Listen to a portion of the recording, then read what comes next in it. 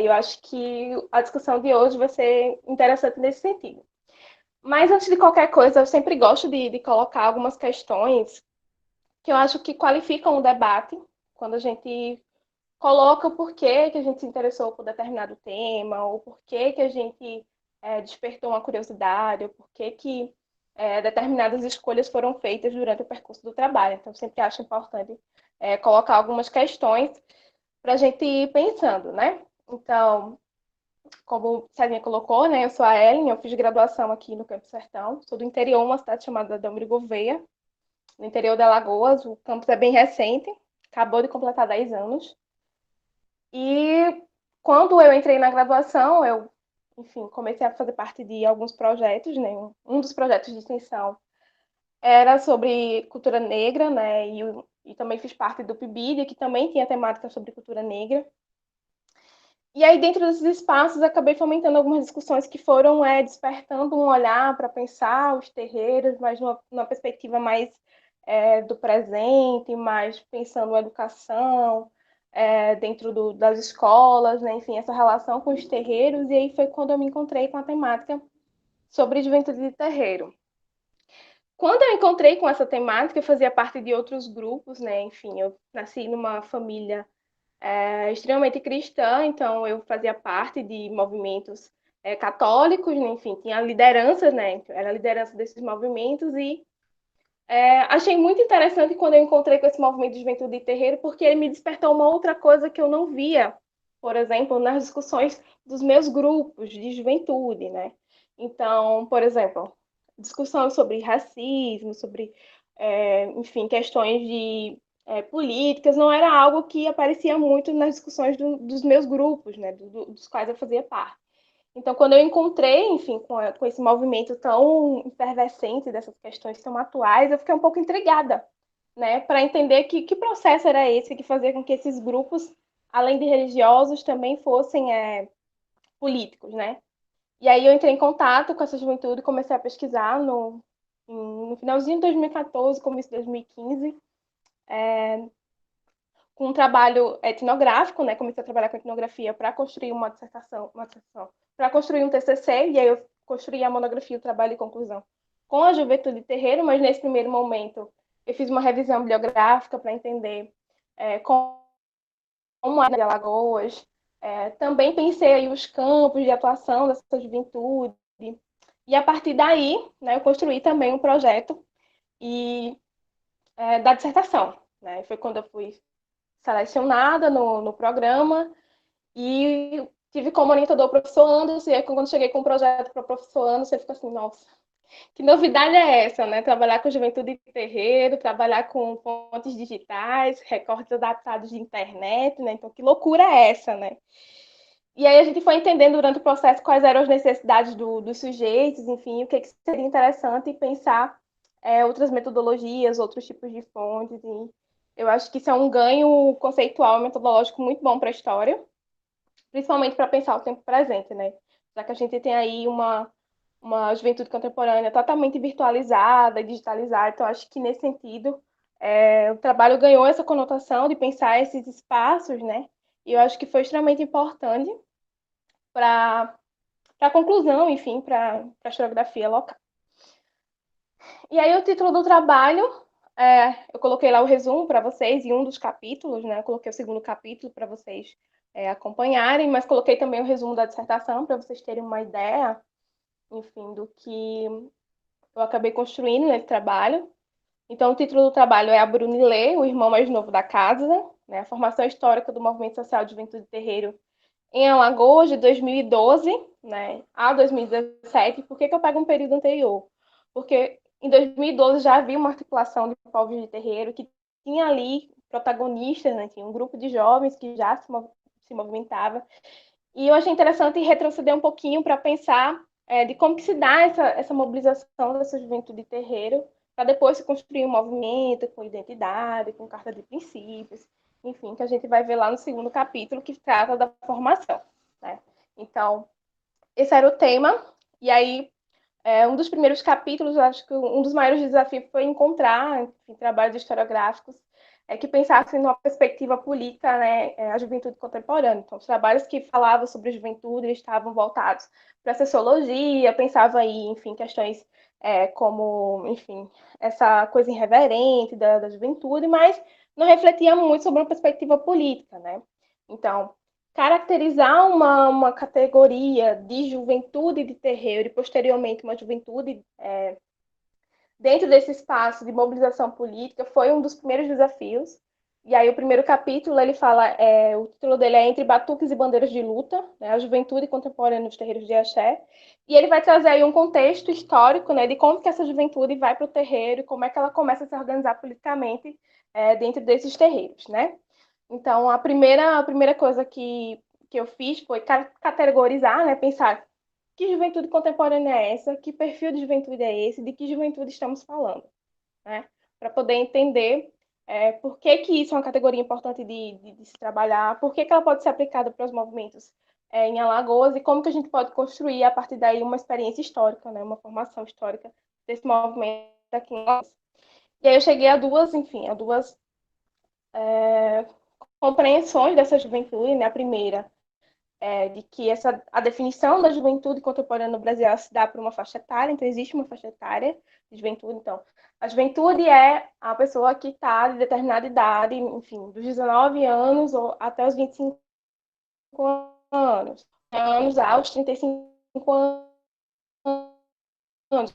É o recorte que a juventude do terreiro coloca, né? Então, assim, existe uma problemática nesse sentido de pensar, porque se o Estatuto da Juventude pensa uma determinada categoria a partir de uma faixa etária, ela está desmobilizando uma série de outras questões que também são importantes para pensar esse recorte da vida, né? Como alguns autores colocam.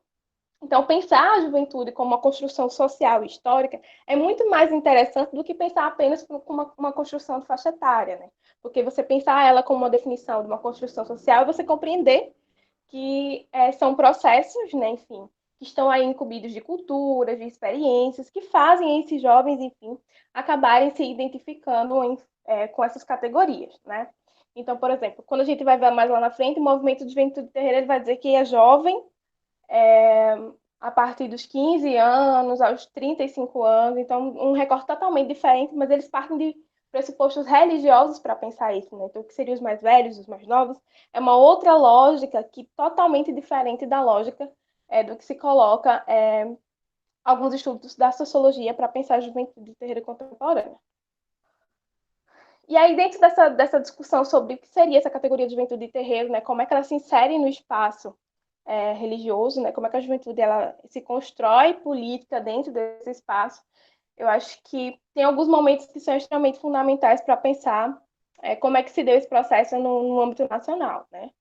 E aí, no primeiro capítulo, eu coloco, destaco alguns desses momentos onde o termo juventude de terreiro foi aparecendo, né? Em alguns trabalhos ou algumas discussões do campo político, né? E como é que ele se constrói aí enquanto categoria. Né? E aí eu menciono alguns desses momentos, né? O primeiro deles é relacionado aos grupos de trabalho da Rede Nacional e Religiões Afro-Brasileiras de Saúde, que é a RENAFRO, né? Mais conhecida como RENAFRO, que cria grupos de trabalhos para mobilizar a juventude, não só a juventude, mas mulheres de axé, crianças de axé, grupos de agitação e propaganda. E o último GT criado por essa organização vai ser a Juventude de Terreiro, né? Então, a Renata ela vai impulsionar aí algumas atividades voltadas para a juventude de terreiro se organizar, né, nesse espaço. Então, tem o primeiro encontro, né? O primeiro encontro nacional ele ocorre no Rio de Janeiro. Então, ele reúne aí cerca de 40 a 50 jovens, né? De diversos estados, né? Na ocasião, não tinha nenhum jovem de Alagoas, né? Mas a Renafro consegue aí mobilizar, enfim, e causar aí um barulho, né, a respeito dessa consciência, né, dessa juventude de terreiro. Um outro momento vai ser em 2006, que é a segunda conferência de intelectuais da África e da diáspora que acontece em Salvador, que vai ter um grupo de trabalho que vai pensar só a juventude de terreiro. Né? Pensar a juventude de terreiro não só no campo político, mas também pensar a juventude de terreiro como responsável pela continuidade da religião, ou seja, vem se pensando o movimento dessa juventude como líderes do amanhã, ou seja, futuros sacerdotes, não dá continuidade às religiões afro-brasileiras aí no Brasil. Então, existe uma preocupação, né, dos líderes e uma preocupação em a religiosidade ter uma continuidade a partir dessa perspectiva. E aí vai ser um momento muito interessante, porque vai ter um relatório que ele vai ser disponibilizado para os terreiros, enfim, para que eles possam se organizar a partir dessa perspectiva. Né? Então, por exemplo, no terreiro, no relatório, eles colocam algumas questões, como, por exemplo, se a gente não tem jovem na casa, né, então quando o babalorixá falece, ou enfim, acontece alguma cisão, alguma outra coisa, essa tradição religiosa, ela morre, né? Ela deixa de existir naquele espaço, né, naquele terreiro.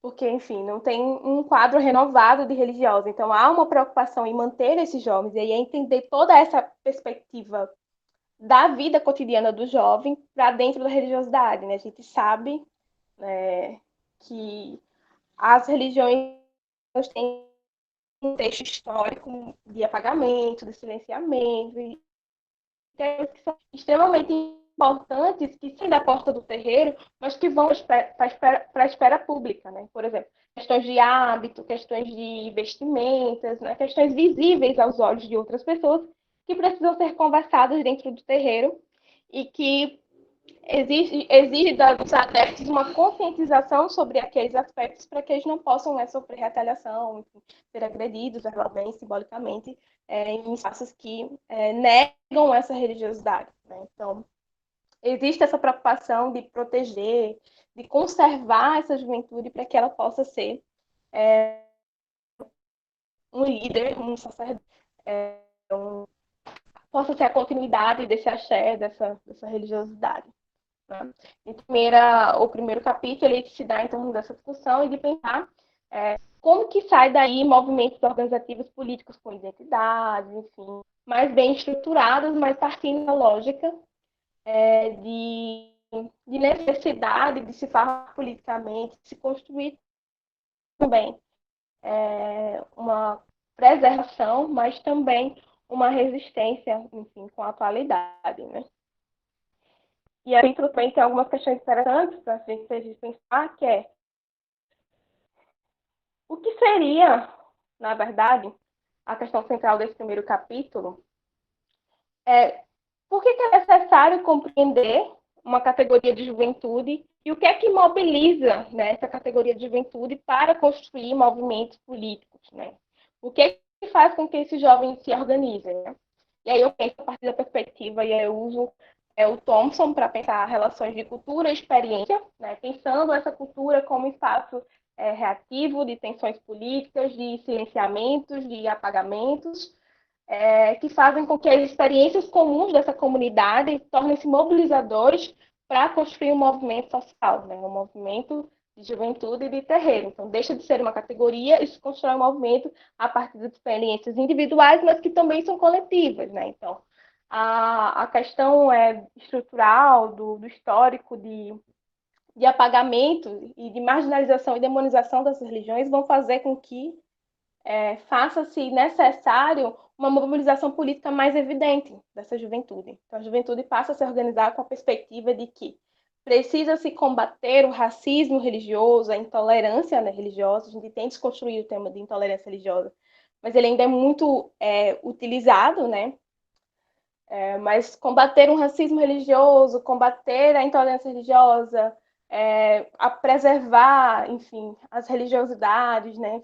Dar visibilidade para essa expressividade negra, né? Então, são tônicas do movimento que acabam saindo da esfera religiosa e indo para a esfera política como organização social, né?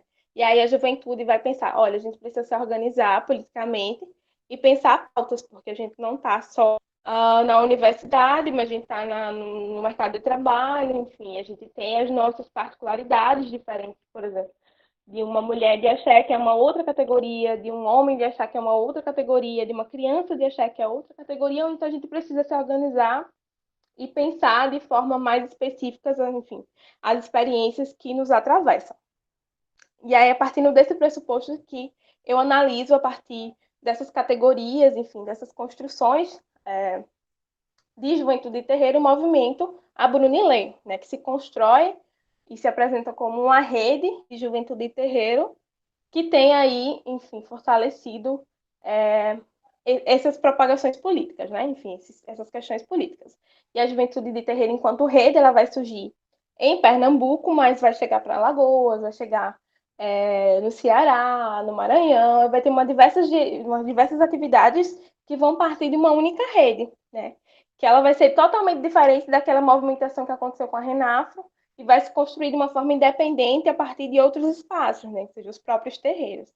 Então, a primeira rede, ela surge em Pernambuco, né? Ali relacionado com os projetos de pontos de cultura, né? Então, ele surge dentro do grupo de cultura Coco de Umbigada, da Mãe Bete de Oxum, né?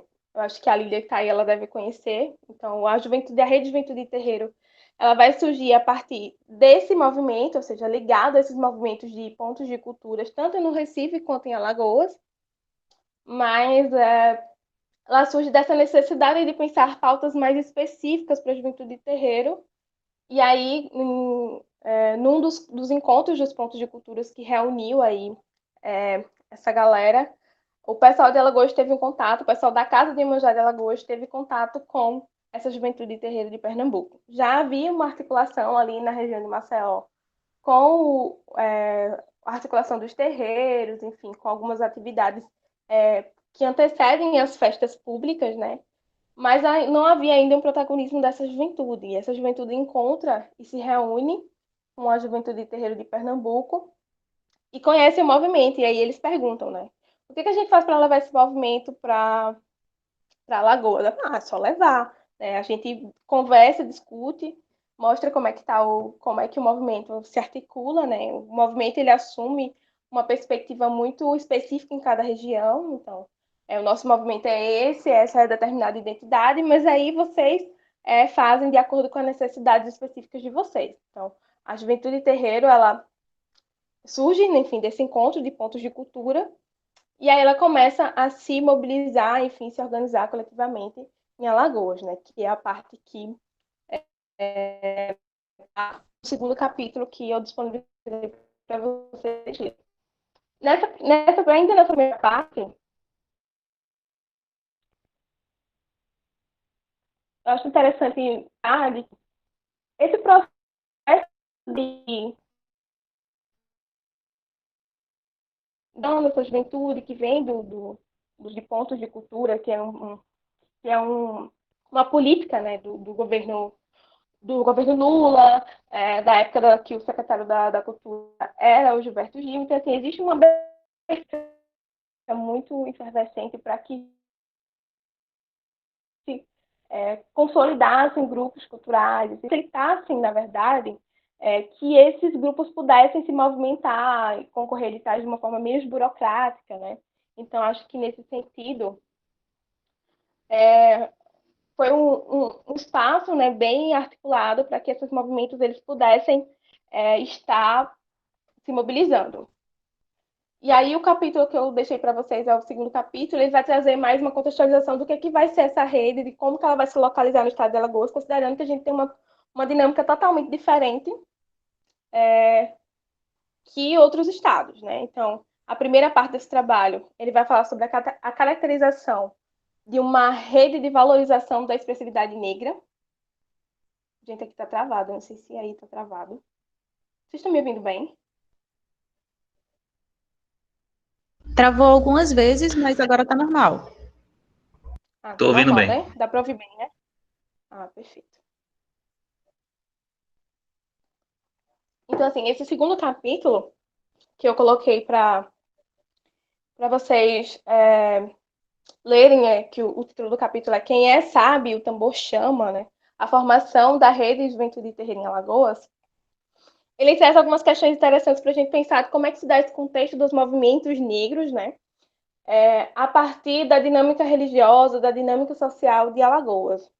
Então, Eu vou pensar aí a partir do conceito de rede trazido para a antropóloga, né, Abia Marpim, que ela vai fazer aí um mapeamento desses movimentos, de como que eles se colocam, de como é que eles se pensam, né, ou não se pensam, né, enquanto rede, e como é que eles têm se expressado para a cultura negra alagoana, né, o que é que tem se caracterizado da cultura negra alagoana.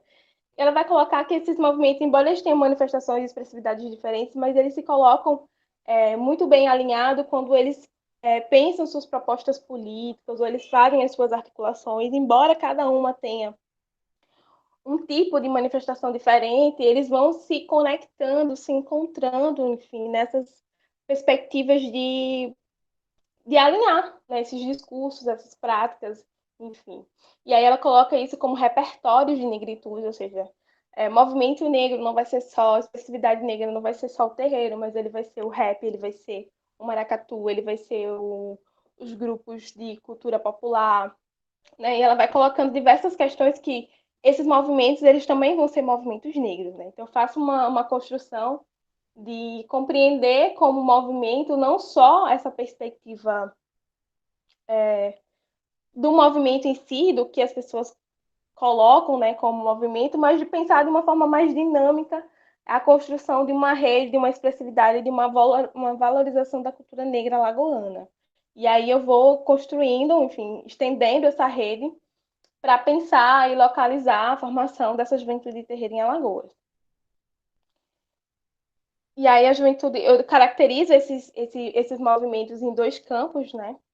E aí eu vou estendendo cada vez mais para ir localizando esses movimentos. E aí eu chego à conclusão de que existe uma dinâmica e, enfim, um domínio dessa cultura negra alagoana que se divide em dois grandes grupos, né? Que seria o campo artístico e cultural, e a gente tem uma gama de grupos de afoxés, maracatus, diversos grupos, e também o campo político-religioso, que tem feito aí uma mobilização mais incisiva dos terreiros e tendo um protagonismo político em Alagoas.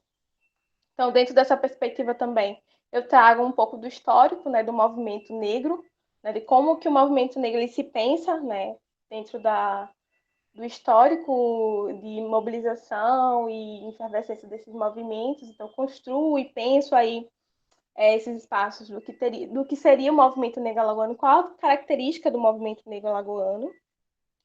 E aí eu vou construindo essa perspectiva, né? E eu trago aí entrevistas, por exemplo, como a do professor Zezito, que ele vai falar do movimento negro, e quando a professora Iné pergunta para ele se a entrevista está publicada numa revista, o que seria o movimento negro, e aí ele coloca uma coisa super interessante a respeito dessas mobilizações, né? Que vai ser justamente uma questão problemática que surge desde a década de 80, que seria a separação dos movimentos que seriam os movimentos políticos e os movimentos culturais, né? E aí a construção desse movimento, a construção que eu faço no trabalho é justamente de compreender que não há uma dissociação do que seria político do que seria cultural, né? Então, os movimentos, eles têm as vertentes políticas, as vertentes sociais, mas a cultura também é política, né? A cultura afro-brasileira, que nessa expressividade negra, ela é política também, né? Então, mesmo que, se a gente pense numa perspectiva de que as experiências sociais desses movimentos, eles se dão a partir da condição social da cultura, mas ela é mobilizadora, né? A cultura, ela é extremamente importante nesse processo, porque é dentro desse espaço da cultura que se faz a propagação política, né? É a partir desse espaço que foi condicionado, né? Então, muito foi conveniente dizer, por exemplo, de que as religiões negras não era religião, era cultura, né? Os nossos movimentos não eram religião, eram cultura. Então, esse espaço da cultura ele é muito no sentido de folclorizar. Então, quando a gente pensa na perspectiva histórica, a gente entende que a questão política e cultural, quando se trata dos movimentos negros alagoanos, ela é indissociável. Né? Não há uma percepção, não há uma clara cisão dessas dimensões. Acho que é importante a gente pensar nesse sentido. E aí, na fala do professor Zezito, ele traz uma questão interessante sobre a fundação da Associação Cultural Zumbi, que é um dos movimentos que é destacado como um dos primeiros movimentos políticos do movimento negro. E ele vai falar justamente isso, que muitos dos pesquisadores ou das pessoas que queriam pensar o movimento negro em Alagoas, eles partiam de uma percepção de aproximar esse movimento de outras instituições, ou seja, de movimentos que surgem em outros lugares, porque tem outros contextos, né? E ele fala que Alagoas ele tem uma outra dinâmica. E a grande crítica que as pessoas vão fazer a esse movimento é justamente o fato de que havia um desligamento desse movimento que se construiu enquanto movimento negro, um dos primeiros, né? Eles colocam como se fosse um primeiro movimento negro em Alagoas, de que ele teria um afastamento da base. Ele ficou muito preso dentro da academia e voltado para pensar só as questões voltadas para o tombamento da Serra da Barriga. Eu acho muito complexo, né, e eu deixo isso no texto, pensar em origens de movimento negro, porque a gente está muito intencionado em encaixar o movimento negro alagoano numa perspectiva de um movimento que a gente conhece, de uma perspectiva de um MNU, por exemplo, né? Então, uma outra experiência de movimento político negro, né? Então, construir essa expressividade para Alagoas é pensar nos contextos sociais e entender que, embora se tenha pensado na década de 80, num movimento que estava ali em torno da Serra da Barriga, pensando dentro da academia, que também é um movimento negro, mas ao mesmo tempo havia articulações das federações, havia grupos culturais, então havia outras manifestações que também são movimentos negros, né? Então, essa separação, essa distinção do que seria e do que não seria, ela não se aplica, né, no caso de Alagoas, de estudar essas expressividades negras em Alagoas. Então, dentro dessa lógica, né, a gente entende e compreende que essas manifestações elas são extremamente alinhadas em termos de proposta, de uma valorização dessa cultura negra, embora elas tenham manifestações diferentes, né, propostas muito bem conectadas, mas que às vezes são irreflexivas, no sentido de articulação conjunta, né? E aí,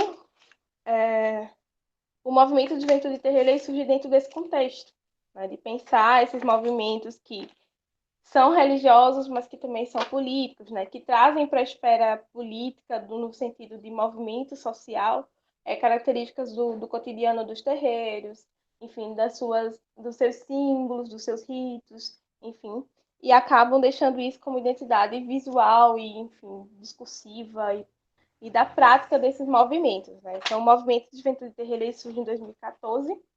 Anterior a isso, existe uma articulação de juventude com a Renafro, mas o movimento ao qual eu me dediquei a pesquisar, ele vai colocar essa relação com a Renafro um pouco conflituosa. E aí, quando eu pergunto por que existe essa relação conflituosa com a Renafro, eles vão colocar que eles não se sentiam representados, enfim, que existiam figuras emblemáticas que estavam à frente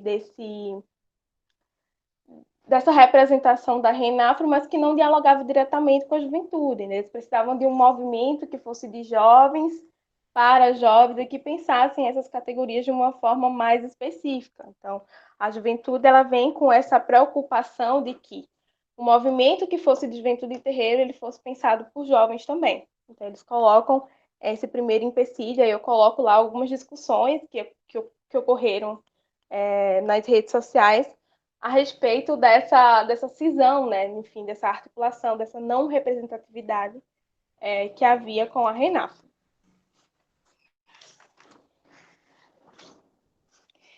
E aí, a formação do grupo, ele se dá a partir dessa articulação com a juventude terreiro de Pernambuco. E aí ele vai assumir algumas formas interessantes que a gente pode ir analisando, que eu fui analisando durante esse segundo capítulo. O segundo capítulo ele trata só da formação do movimento, então eu vou falar um pouco da identidade visual do movimento, vou falar um pouco de como que se deu o processo de formação, né? Como que ocorreu, como que se deu a questão da coordenação, da diretoria desse movimento. Então, como é que o movimento se organiza, quais são os princípios, né, que estão na carta, que, enfim, o movimento acaba mobilizando nesse sentido. E aí tem algumas questões interessantes que a gente pode colocar, né? Então, o movimento, ele era inicialmente uma articulação, e aí ele rompe com essa articulação, e aí, não, a gente vai construir agora a partir desse modelo aqui que a gente encontrou de juventude de terreiro, a nossa juventude, o nosso movimento. Esse movimento ele surge em 2014, finalzinho de 2014, e ele vai se chamar de Aburunilê, igual ao movimento de Pernambuco, né? Aburunilê é um nome em Yorubá que significa o irmão mais novo da casa, né? Na verdade, é um cargo dentro da casa que, embora seja um cargo, mas no movimento ele tem uma outra função, ele tem a função de fazer essa menção à juventude, né? Então, o movimento ele se chama Aburunilê por conta dessa estratégia política. Então, quando eu pergunto por que o movimento se torna Burunilê, aí um dos coordenadores dos entrevistados ele coloca que foi, olha, a gente viu o movimento, já era um movimento que estava consolidado, já tinha uma marca, né? O movimento já era muito bem conhecido, então o movimento que a gente estava criando, por sair de uma cisão, ele precisava ser um movimento que tivesse uma estrutura, né? Então ele não poderia ser um movimento que viria a surgir e morrer de uma forma breve. Então, a gente precisava de uma estrutura muito mais bem definida para criar um movimento. Então, a gente faz uma estratégia política de pegar um movimento que já existe, enfim, apropriar para a nossa dinâmica, né, da nossa realidade, mas utilizar essa identidade visual, esse espaço que já era fomentado dessa juventude do Recife, né? Então, o movimento cria e eu coloco lá a identidade visual do grupo, enfim, algumas questões de elementos religiosos, como, por exemplo, o grupo ser apadrinhado por um orixá, por ter toda uma questão dinâmica, né, da religiosidade que passa aí a fazer parte desse movimento também. Então, eu coloco também no capítulo essas questões, por exemplo, o orixá, que é o padrinho do grupo, é Exu, que é um orixá ligado à comunicação, ligado à irreverência, enfim, a abrir os caminhos, enfim, tem toda uma questão cosmológica, né, enfim, que atravessa esse movimento.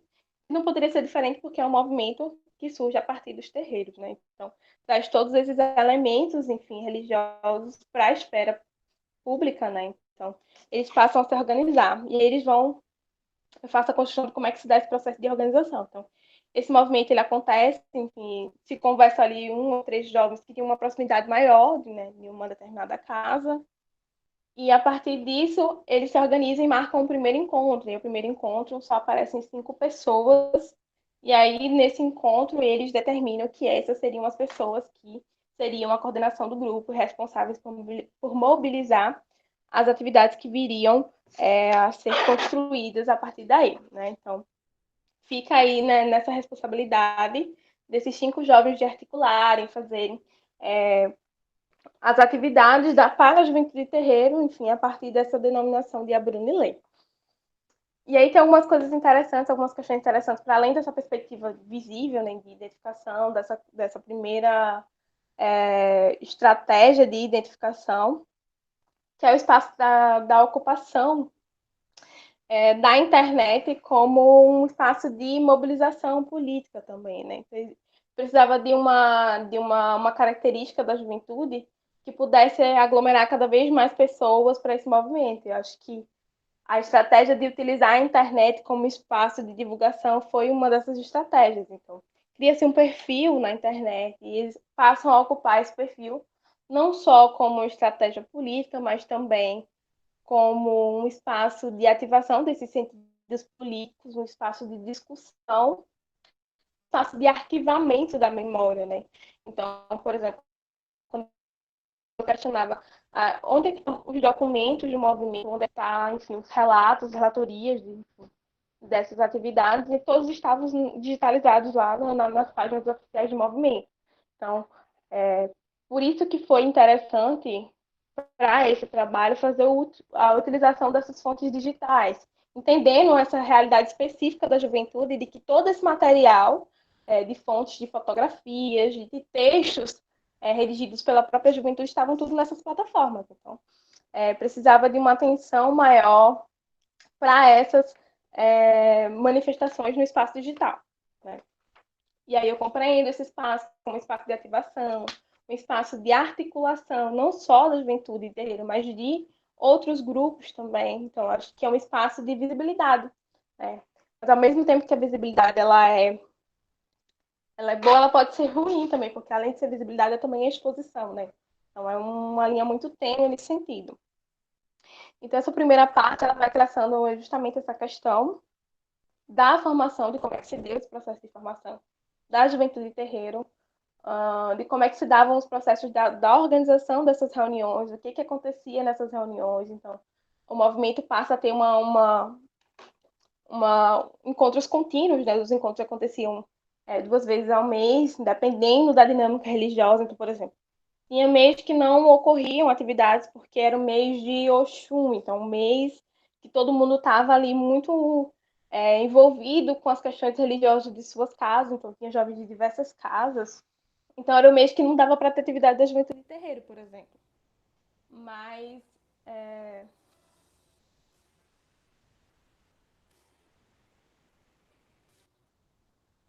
mas era muito negociado, né, com essa dinâmica religiosa. Então o movimento, além de ter essa perspectiva política, mas ela respeitava muito os limites da religiosidade. Então, era um movimento que se construía a partir desse viés também.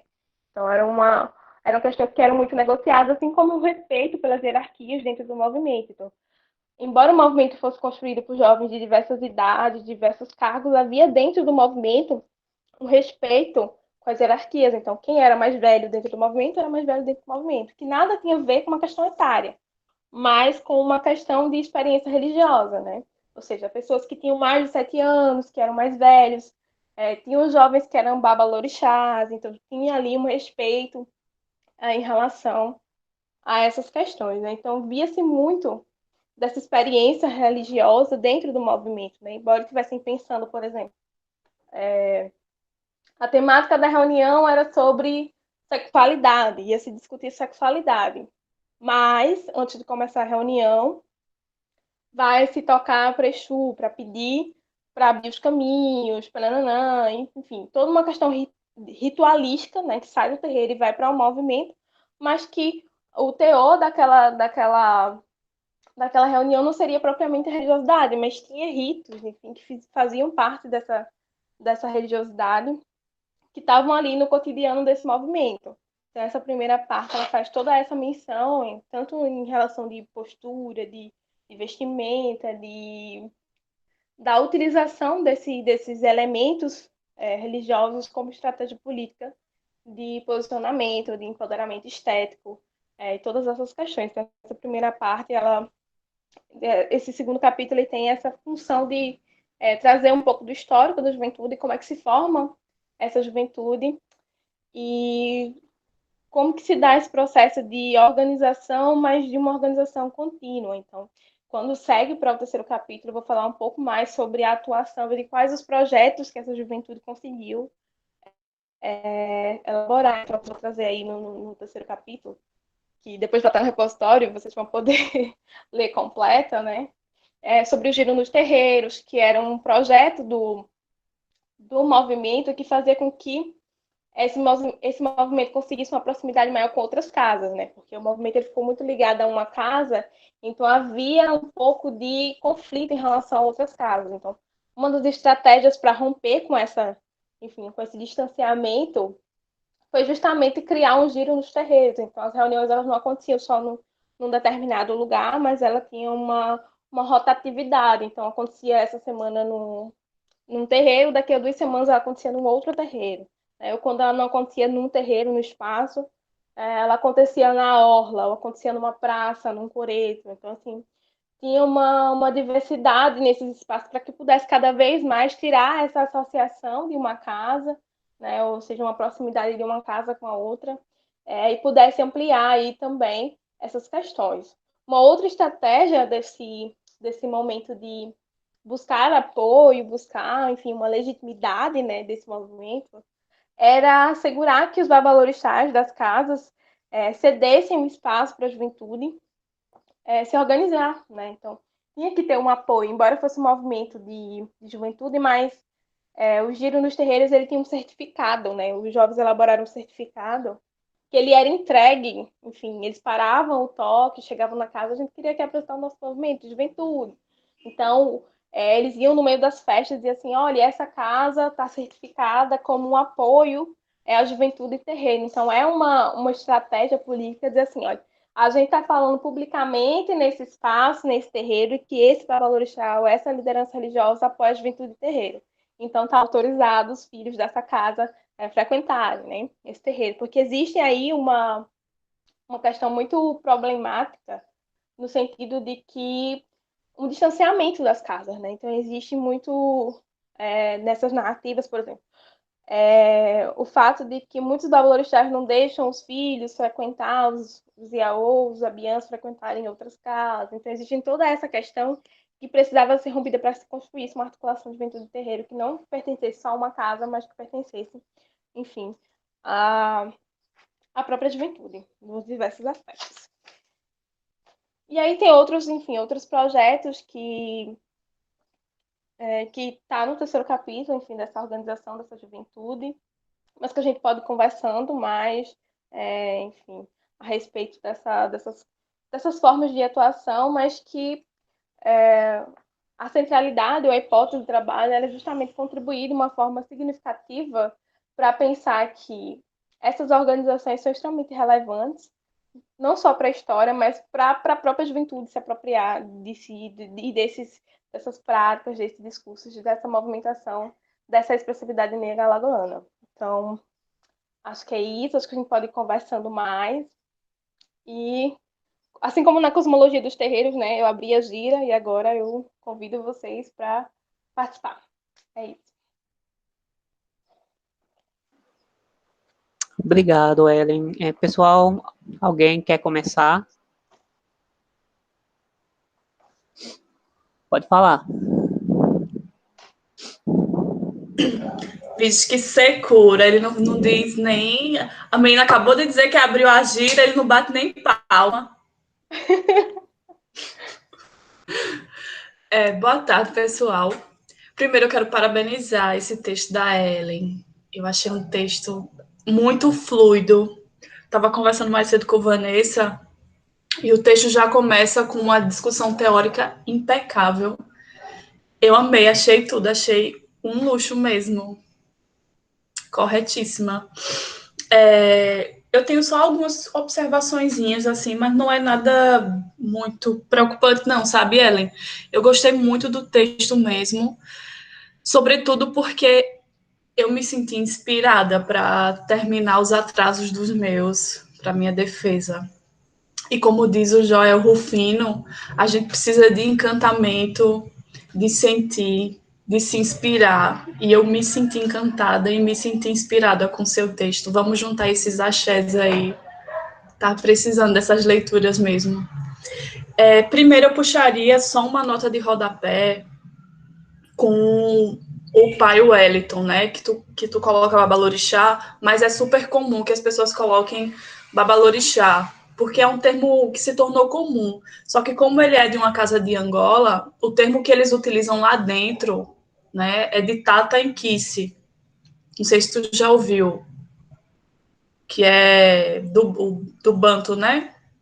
Mas aí são detalhes que a gente se passa muito, porque o comum é tratar como babalorixá. Eu tenho tido essa preocupação na minha pesquisa de fazer justamente essas distinções, né? Como que se trata na Angola, como que se trata no Jeje, no Nagô, procurado fazer algumas referências de algumas palavras, assim, porque eu acho que elas acabam indicando essas ascendências étnicas, né? Que são várias.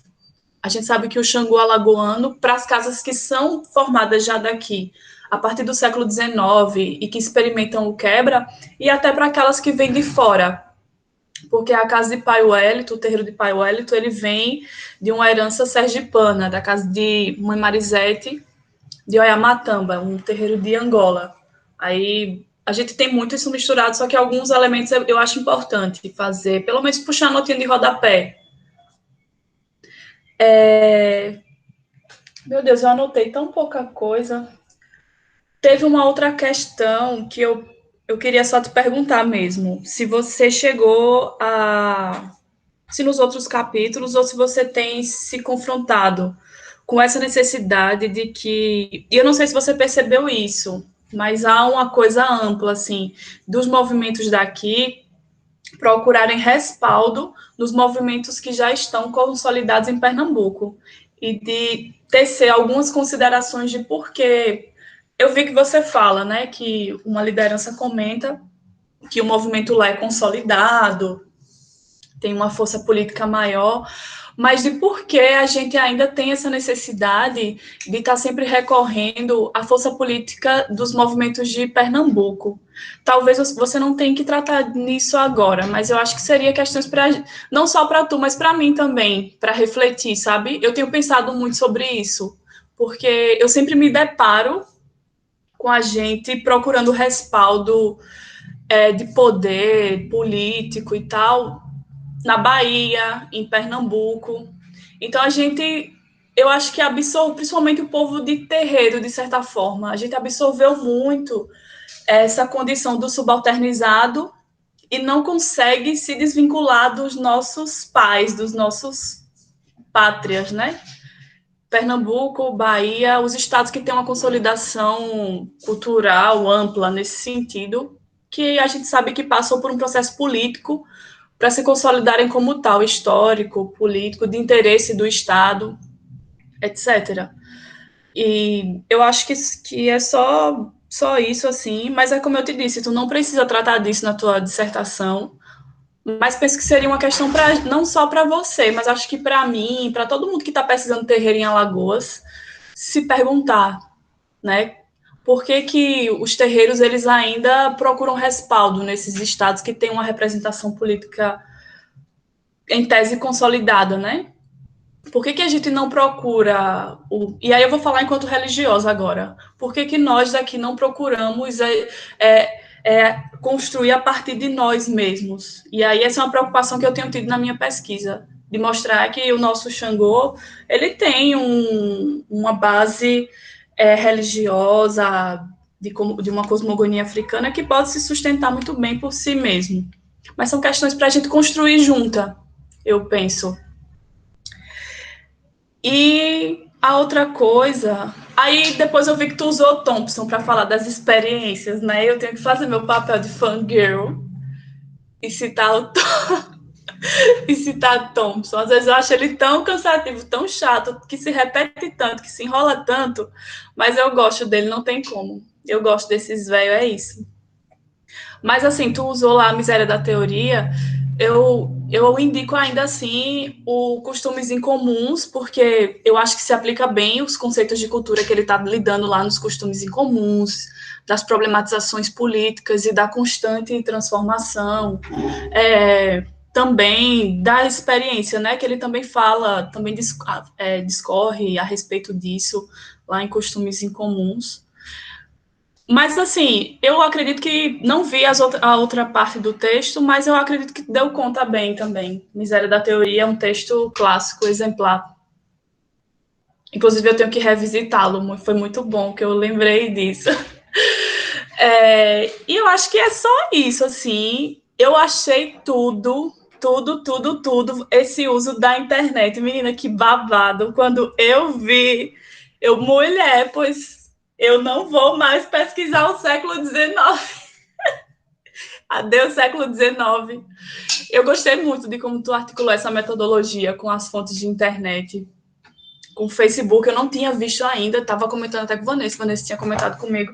A gente não tinha visto ainda, assim, a metodologia aplicada com o uso de internet e com o Facebook na história. Eu já tinha visto na antropologia, nas ciências sociais, mas na história eu ainda não tinha visto.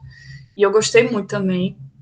E eu acho que por enquanto, é isso, assim, de coisa assim que eu tenho para observar. É só isso mesmo. E massa, eu me vi muito nesse texto, naquela caminhada lá que tu botou a foto.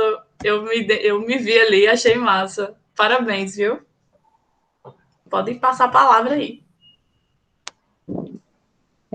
Tu quer responder os blocos dos três ou quer responder um de cada?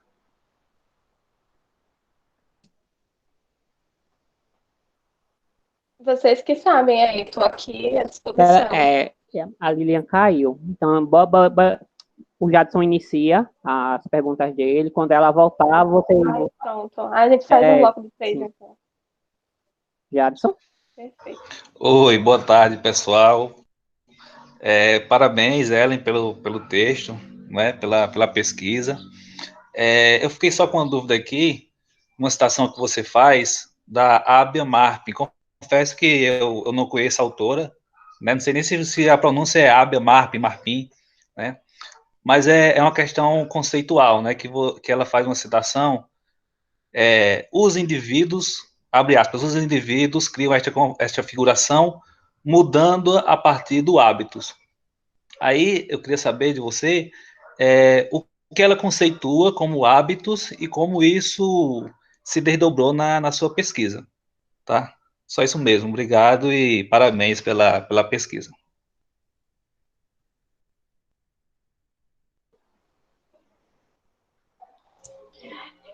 Então, deixa eu falar também, porque aí a Ellen já responde tudo de uma vez só, não é isso?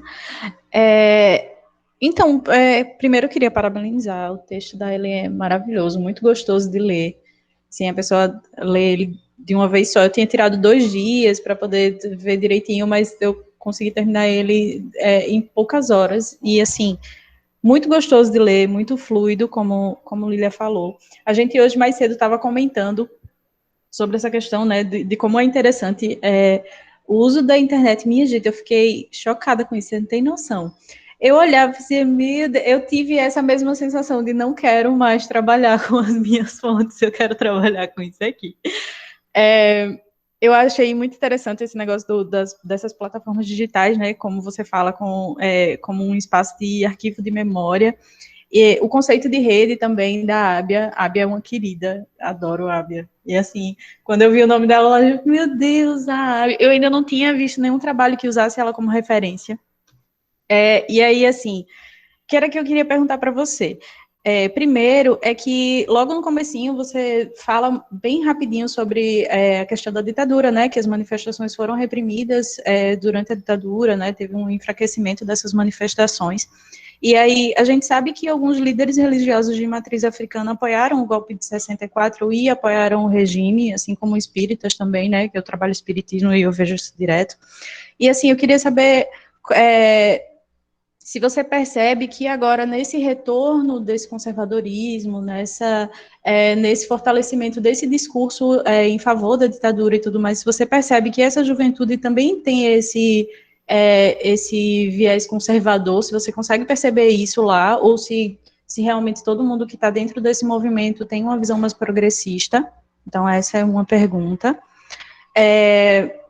E a outra é que quando você fala sobre a parte cultural, sobre os maracatus, eu lembrei que o Wilson que é mestre, ele ajudou a fundar o Baque Alagoano, né, que foi um retorno do maracatu aqui para Alagoas.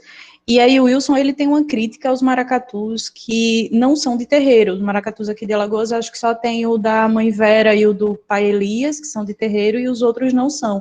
E aí o Wilson, ele deu uma entrevista e criticou que tradicionalmente o maracatu ele surge no terreiro e ele vai para a rua, né? E aí os maracatus alagoanos, isso foi uma afirmação dele e que realmente é verdade. Ele diz, ele surge praticamente na universidade, são os acadêmicos que montam esses grupos e que aí, ao invés de sair do terreiro para ir para a rua, ele sai da universidade e vai para o terreiro. E aí ele vê isso de uma forma muito crítica.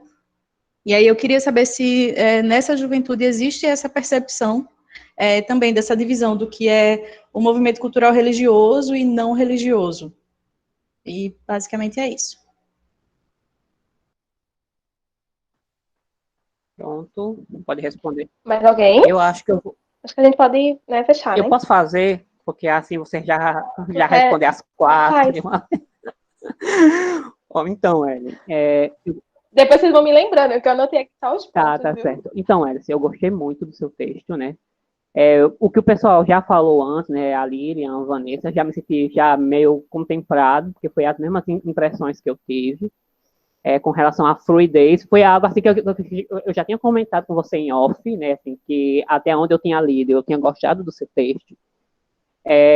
Eu acho que realmente essa questão do uso das plataformas digitais é o que traz a inovação do seu texto, né, eu já tinha visto alguns trabalhos relacionados mais à circulação de discurso de ódio, né? Agora, assim, como você utilizou, utilizando essas plataformas como parte de um discurso, né, como disseram, relacionado à memória, para mim, esse é o ponto inovador, né, que você traz. Eu eu sou meio suspeita assim para fazer algumas considerações, né? Porque assim, eu sou meio leigo relacionada à temática, então eu quero que você me perdoe, mas assim, é mais curiosidades que surgiram assim durante a leitura. Eu queria que você explanasse, você mencionou isso, mas eu queria que você explanasse melhor como o movimento começou a resgatar tipo, memórias históricas relacionadas ao povo de Terreiro, né, a juventude de Terreiro, assim com um exemplo disso, o Quebra, para relacionar a essa luta deles por espaço, por visibilidade e contra esse racismo religioso, né? Acho que por enquanto só isso.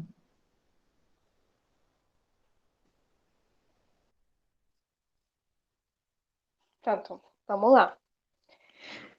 Começando com as questões da ilha, gente, essas questões bem interessantes. Eu acho que super vale a pena deixar algumas coisas mais amarradinhas, assim. Então, super agradeço pela dica, né, de trazer uma nota falando. Até porque eu acho que sempre é uma preocupação, na verdade, de quem estuda religiosidades negras, né, religiões negras, de não colocar tudo numa coisa só, né? Porque a gente sabe que, enfim, isso foi com que fez com que muita coisa virasse, enfim, um estigma, né, da religião. Então, acho que a gente sempre que puder fazer a distinção, acho que é importante. Então, acho que fico super feliz com o comentário. Que uma coisa que no início, quando eu comecei a pesquisar religiões afro em Alagoas, que era muito comum, que era justamente uma coisa que era muito comum do meio que eu estava, enfim, presenciando, né? Eu comecei a trabalhar com etnografia na graduação, então eu via muito nos terreiros, então muitas das coisas eram muito comuns, assim, aos meus ouvidos. Então, por exemplo, quando eu escrevia, eu não me dava muita atenção, né? Então, por exemplo, o meu orientador fala, mas o que é isso? Explica para mim, né? Porque, tipo, tá tão comum no texto, assim, que às vezes eu colocava, assim, porque já era enfim, do meu convívio, mas para quem é leigo, enfim, nunca escreveu, nunca leu sobre, é super importante essas notinhas que façam essas diferenciações. Eu fico muito agradecida com o comentário. A respeito dos movimentos. É uma coisa, olha, eu vou te contar, viu, essa coisa do movimento de Pernambuco é uma questão complicada. Quando eu coloquei o projeto para a seleção, ele não tinha nada de Pernambuco. Porque eu queria realmente fazer algo só sobre Alagoas. Porque justamente eu tinha essa resistência, já como quem veio, enfim, de um grupo cultural, enfim, mas eu acho que como boa thompsoniana, eu acho que a experiência é um lugar que rende muitas coisas, né? Então, assim, eu sempre acho que a experiência do lugar, o contexto social, enfim, todas aquelas dinâmicas sociais do cotidiano de cada espaço é o que faz, né? É o que mobiliza, é o que tensiona a cultura, né? Então, as culturas elas são recriadas o tempo todo, né? Então, acho que o interessante dessa problemática é justamente esse respaldo que a Alagoas sempre busca em outras instituições ou em outros grupos, que, enfim. Mas eu acho também, e aí é uma percepção muito minha, né, assim, enquanto pessoa que lê bastante coisa sobre movimentos, é que eu acho que esse afastamento, ou, enfim, essa busca por uma legitimação, ou seja, por um espelho em outros movimentos, é um efeito desse processo de apagamento, né, histórico das religiosidades, dos grupos, né, culturais, essas manifestações, essa repressão. Então, eu acho que tem uma tensionada na dinâmica aí que faz com que as pessoas fiquem aí tateando aí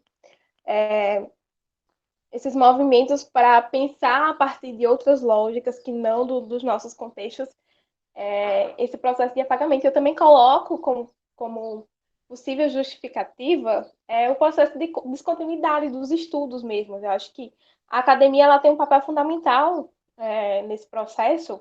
Eu já linko aqui com uma pergunta do César, que é justamente nesse processo de popularização da memória, né? Ou seja, a popularização desses desses conteúdos, enfim. Por que a memória do quebra hoje ela é tão mencionada, tão dita, tão falada nos espaços? Porque ela teve um processo de popularização, né?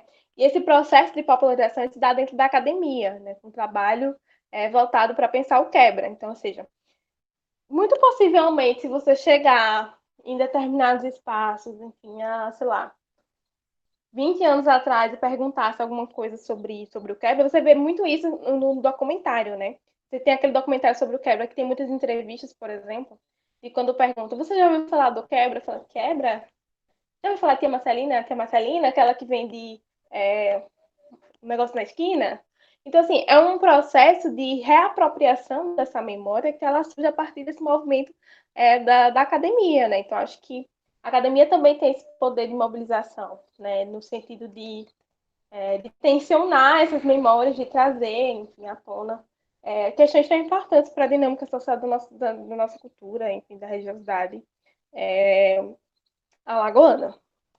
Então, acho que é isso. Lília, tem alguma questão que eu esqueci? Do Thompson. O Thompson, quando eu comecei a trabalhar com o Thompson, eu fiz uma coisa meio bem fanbase mesmo do Thompson, que fui fazendo as leituras, eu fui entendendo assim como é que se estava o processo de conceituação do Thompson. Então, eu li o Costumes em Comum, ali, enfim, o Miséria da Teoria, e eu acho que eu fui ali meio que conseguindo fazer a pegada ali do conceito, da forma como o Thompson trabalha e compreende tanto a cultura como a experiência, que são os dois conceitos que eu trago para o trabalho, né? Então, a experiência, ele coloca que é um termo ausente, né, na historiografia.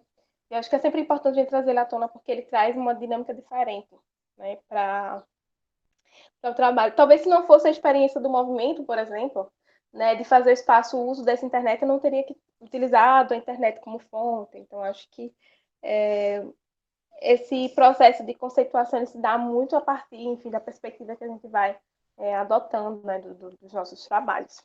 Acho que é isso, da Lília. Mais alguma coisa, Lília? Te dou a réplica. Não, eu me senti totalmente contemplada.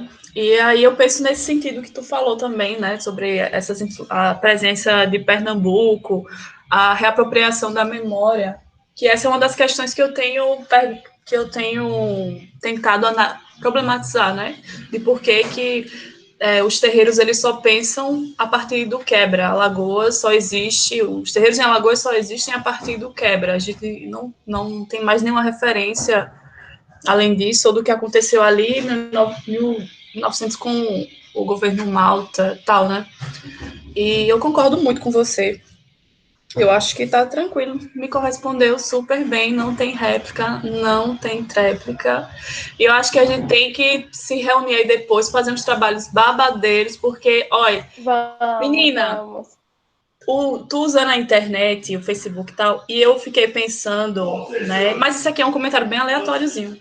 Nos babados que é o povo de terreiro tretando as disputas de espaço nas redes sociais. E como isso é um campo para a gente pesquisar, né? Eu gosto de confusão, então vou logo por aí. Sim.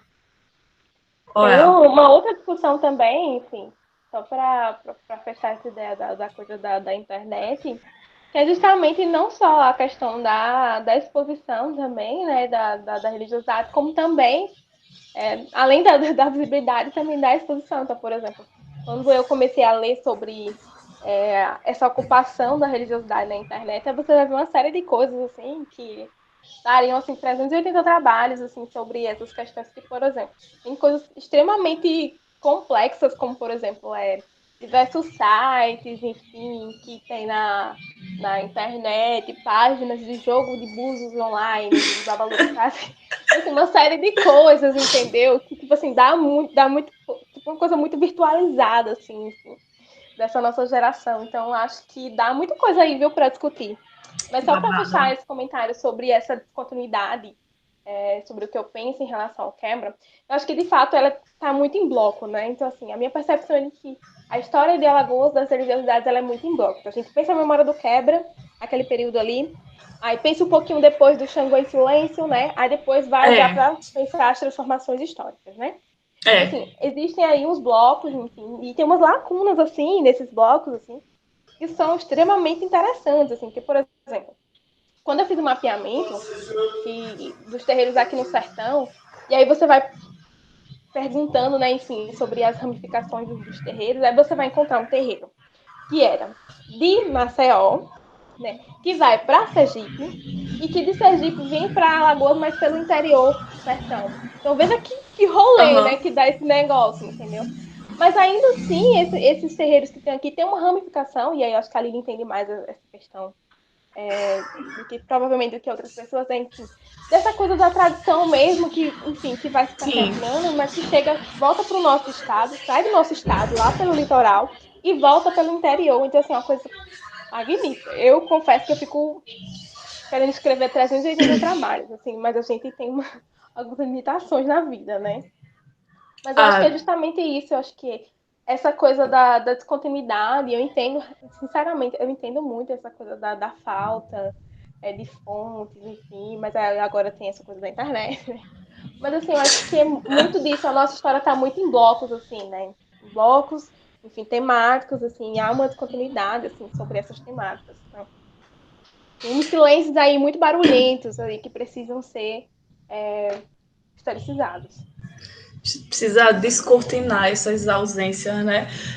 O meu sofrimento, e eu tava pensei nisso, né, lendo o teu texto, de que eu vou dar um fim nessa agonia, porque eu sei que eu não vou resolver esse problema agora, que é dessas descontinuidades, Ellen. E tu falou agora disso, né, que a história dos terreiros aqui em Alagoas, ela tá muito em blocos mesmo, né? E desfragmentada, aliás, e fragmentada, perdão. É como se uma coisa não tivesse, às vezes parece que uma coisa não tem a ver com a outra, mas tá ali no processo. Ela não é transitória, mas ela tá no processo. E aí eu vejo muito isso pensando no século XIX, né?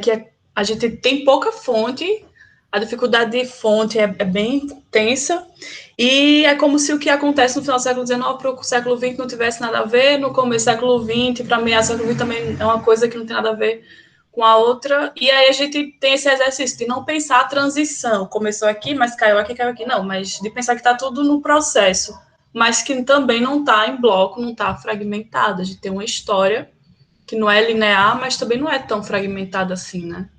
É bem tensozinho. Mas é isso, gata. Eu acho que tá show de bolas. Eu acho que, e assim, a conversa dá pano para manga, dá muita discussão, né? Porque são muitas questões, assim, muito pequenas que dão muita discussão, muito debate e geram muita coisa, né? Então, assim, ficaria horas aqui, eu acho que a gente pode, enfim, dialogando aí sobre muita coisa.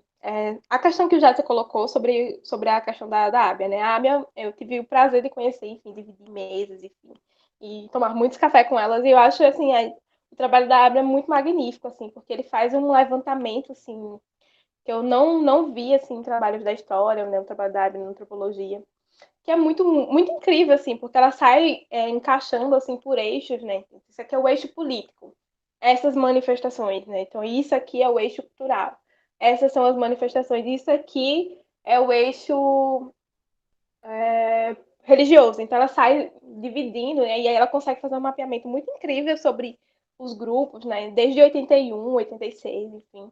E eu acho isso muito incrível porque ela vai trazendo, enfim, esses movimentos, essa rede, né? Ela lança essa rede, esse conceito de rede para pensar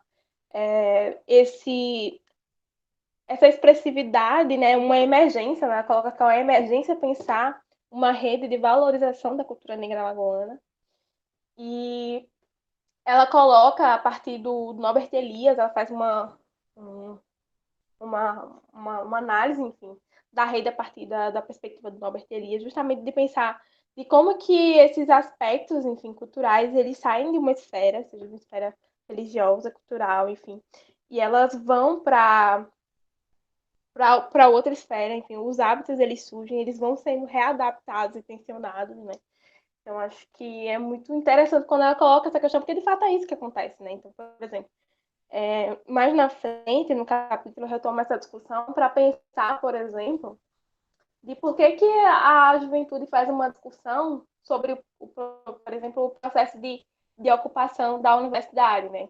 Uma coisa que eu não tive nem tempo de ver, mas aí retomei agora as discussões, por exemplo, da juventude de terreiro ocupando a universidade, que precisa sair do terreiro com seus hábitos religiosos, né, enfim, e ir para a universidade com hábitos extremamente diferentes, enfim, dessa dinâmica social que está aí posta para nós. Então, por exemplo, o jovem coloca, por exemplo, que tem tipo, entrou na universidade, precisou discutir sobre questão de farda e todo mundo queria farda preta ou roxa ou vermelha. Ele não queria usar nenhuma das coisas. Ou seja, ele seria uma das pessoas que não teria farda porque ele não poderia de forma alguma, nenhuma limitação nesse sentido de utilizar nenhum tipo de, enfim, dessas coisas. Então, gerou uma comoção muito grande porque todas as outras pessoas queriam, né, enfim, fardas nessas cores e ele seria a pessoa que não poderia utilizar essa farda. Então, existe uma discussão muito mais ampla dessa coisa do hábitos, enfim, né, dessa relação, que eu acho que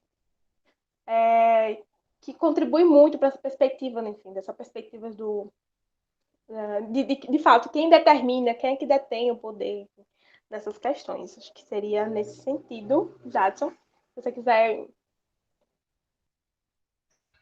Oi, beleza, de boa, obrigado. Finalizar aí.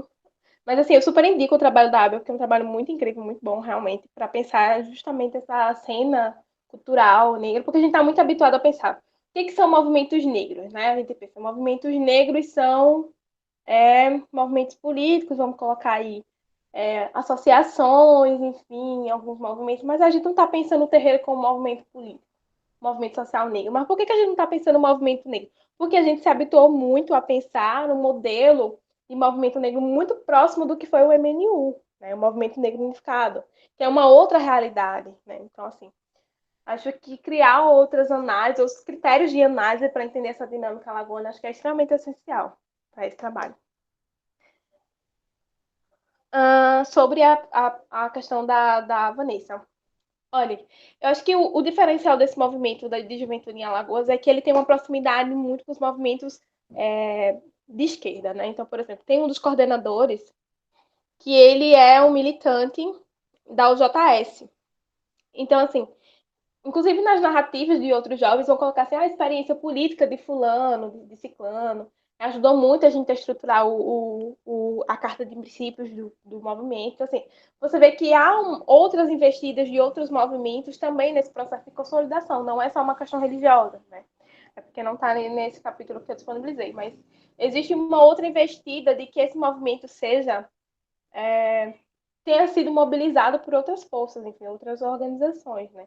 Não só a perspectiva de, enfim, embora se tenha babalorixás, enfim, adeptos que tenham uma postura mais conservadora, mas eu acho muito incoerente ainda, considerando todo o histórico social das religiosidades em Alagoas, ou em qualquer que seja o lugar, que essas pessoas tenham essas posturas, né?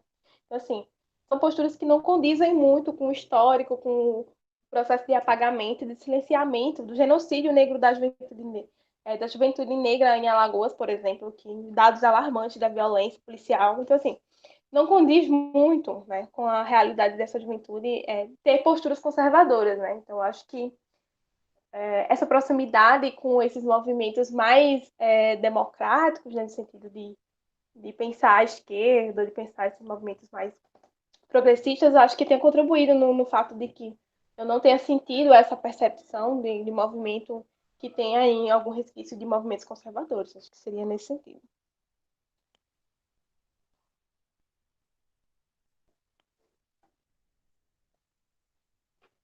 Pronto. Então, Vanessa, se tiver alguma coisa para colocar. Alguém mais quer falar alguma coisa, pessoal? E faltou, Ellen, a questão dos maracatus. Ah, ótimo. Bem lembrado. A questão dos maracatus. Vejam só. Esse movimento ele é bastante interessante porque, por exemplo, assim, vai rolar uma discussão aí de apropriação cultural. Vai rolar assim, porque é uma discussão muito interessante. E eu tenho andado aí, enfim, para essa dinâmica de pensar a apropriação cultural, porque de fato é uma coisa que atravessa esses movimentos. E eu acho que existe uma, uma relação muito riscada assim, com esses movimentos. Que, por exemplo, de fato, o maracatu é um movimento que surge dentro de um terreiro. Mas é a partir do momento que ele começa a ocupar a cena pública, né, a cena cultural, enfim, outros aspectos que não dentro do terreiro, ele sai do terreiro, mas ele vai para a cena pública, né, começa a meio que polarizar essa construção enquanto movimento cultural, né, então eu acho que o processo de folclorização desses movimentos tenham contribuído, por exemplo, para fazer com que esses grupos saiam de dentro da universidade, né, então acho uma questão extremamente problemática.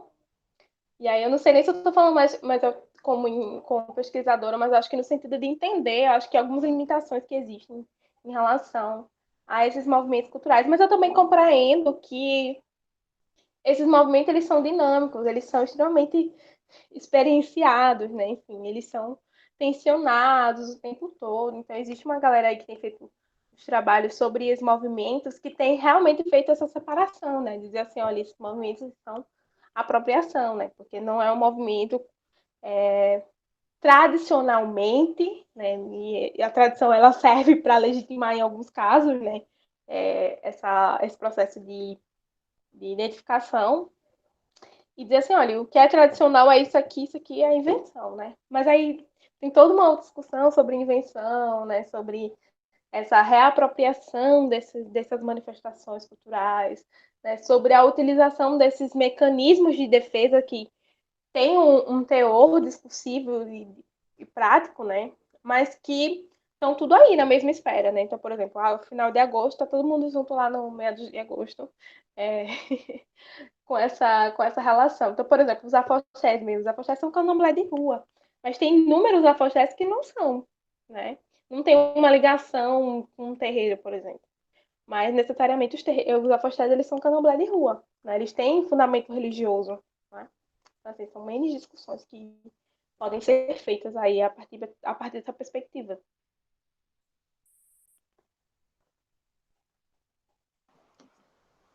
Tá certo.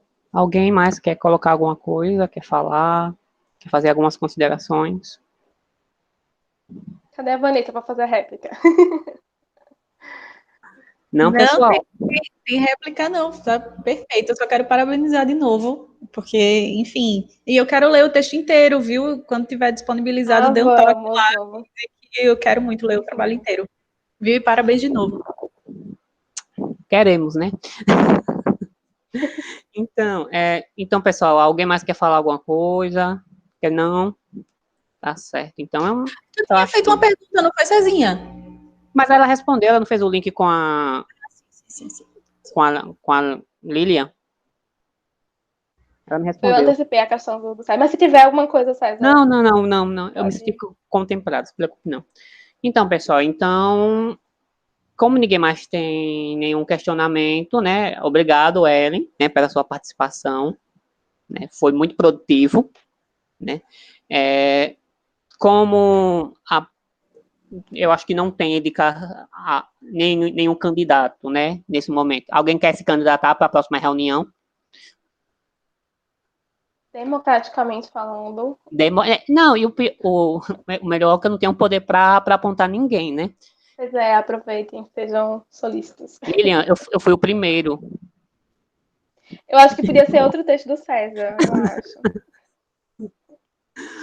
Então, vamos fazer o seguinte, vamos deixar em aberto, depois a gente fala com a professora para saber o que ela decide, né? Sim. Oi? Olha, a Lília está dizendo aqui que pode mandar. Minha gente, eu estou me fazendo pressão para terminar os textos, que eu termino hoje, termino amanhã, e falta um parágrafo, falta uma foto, falta uma coisa, falta outra, e todo dia eu boto uma coisa diferente e não acabo. Aí, se eu disser que vou mandar para o grupo, eu vou me ver obrigada a acabar hoje. Tá, você que sabe. Por mim tudo bem. Olha a outra também, bonita. Fechado, acho ótimo, a gente mantém o módulo, né, sobre religiosidades negras. Realmente, porque a gente faz uma conexão, né, Ellen? Sim, acho justíssimo. Ai, meu Deus, sofrida. E é uma justificativa maravilhosa, porque todo dia eu digo para ela, minha filha, encerre esse negócio, pelo amor de Jesus. E ela, não, falta só uma referência. Menino, não, vamos. Eu entendo, Fechou, então? eu entendo. Tá. Eu não posso julgar, eu entendo. Então, Tá, a gente vai passar a informação para a professora que o segundo round é com a Lilian de novo. Meu Deus. Muito Pois ela obrigado. arrasou. Sim, mas vai ser para qual dia? Deixa eu ver aqui. Hoje é dia 4, né? Dia 15? Não, né? Tá muito perto. Quando? Dia 18. Arrasou. Fechou, abalou. Tem as considerações finais. Sim. Dê as suas considerações finais e a gente encerra. Bom, eu queria agradecer a discussão, eu acho que foi bem bacana. Eu sempre gosto, uma coisa que eu gosto de debater é de olhares diferentes, novos olhares sobre os nossos trabalhos, principalmente com a gente que trabalha com questões recentes, né? Que trabalha com agora, praticamente, né? Trabalha com história do tempo presente, então, assim, qualquer outro olhar, eu acho que é significativo e qualifica muito, né, as discussões. Agradeço muito pelos elogios em relação à escrita. Sempre foi uma preocupação minha que o texto ficasse fluido, porque ele pudesse ser reapropriado pela própria comunidade ou pela própria juventude terreiro, porque, embora a gente tenha, enfim, inúmeras discussões sobre distanciamento, sobre, enfim, diversas causas, eu sempre assumo meu posicionamento político com o meu trabalho, em termos de achar significante e relevante falar sobre essas histórias, trazer para a historiografia essas narrativas. Então, acho assim que o trabalho ele precisa ser reapropriado, né? Porque a gente também precisa parar de ir para o terreiro, pegar os ensinamentos, pegar as entrevistas, enfim, sumir com isso e não dar nenhum retorno e só ir atrás dos nossos anseios pessoais. Então, acho que é super importante, antes de qualquer coisa, os nossos trabalhos terem essa perspectiva. Então, acho que é muito importante, eu aprendi isso muito no terreiro, né, o sentimento da troca, né? Então, assim, a gente pega alguma coisa, mas a gente sempre reoferece uma outra energia em troca disso. Então, acho que, nesse sentido, fico muito grata de ter finalizado o trabalho. E, assim, logo depois da defesa, vir aqui dividir ele com vocês. Acho que o sentimento é realmente esse, né? De, enfim, contribuir para a comunidade, não só para a academia, né? Enfim, por razões, enfim, óbvias, né? Mas de trazer, de contribuir com o debate para a cultura local, para as comunidades, enfim, assumindo de fato, enfim, essa postura política, né, com as comunidades negras. Então, acho que é isso. Obrigado, Ellen, de novo. Obrigado, pessoal, né, que se prontificaram para participar do grupo hoje. Então, até o dia 18, né? Tchau, gente. Fiquem bem. Né, com o segundo round da Lilian. É o segundo capítulo, né, Lilian? Olha, eu acho que eu não tenho certeza ainda qual vai ser, porque pode ser que seja o terceiro, que era o segundo, ou pode ser o segundo, que é o terceiro. Tá certo. Então, até o dia 18, pessoal. Abraço. Eu vou mandar o texto bem antes, né, claro. Tchau, pessoal. Tchau, beberes. Até a próxima reunião. Até. Tchau, beijo, tchau.